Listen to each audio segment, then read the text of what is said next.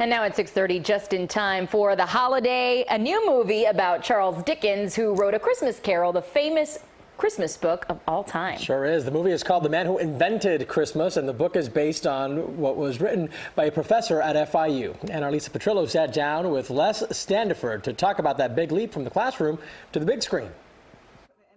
For 32 years, Professor Les Standiford has been the director of the creative writing program at Florida International University. In 2008, he published a nonfiction book called The Man Who Invented Christmas. It's the story of a struggling Charles Dickens who pens A Christmas Carol in the last-ditch effort to save his career. It's based on information Standiford learned about the world-famous author. Somebody sent me an email. Did I know that Charles Dickens had to self-publish what's become the most popular novel of all time?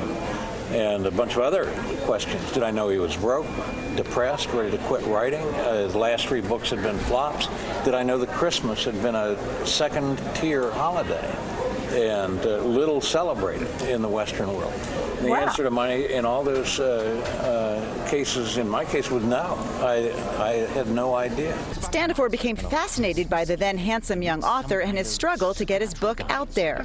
I thought it was, for one thing, fascinating to know that A Christmas Carol very nearly didn't happen, and if it hadn't been for Charles Dickens' belief in his own work, it wouldn't have happened. And it's something I talk to my students about.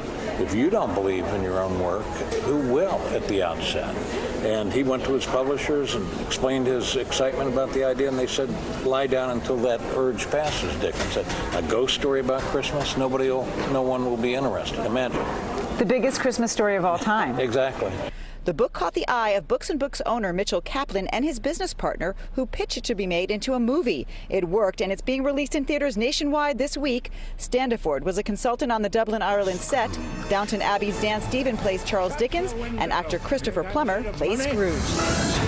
People argue about who's the best movie Scrooge. Some say Alastair Sims, some say George C. Scott.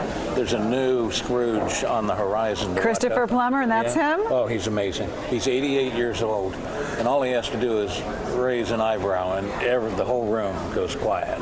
And this dedicated professor couldn't be more excited about the film's premiere. That somebody would take, I think it would be for any author, someone takes your book and makes it into a movie that millions of people will see. What a thrill. You're going to stay being a college professor now that you're going to be rich and famous? I am not quitting my day job.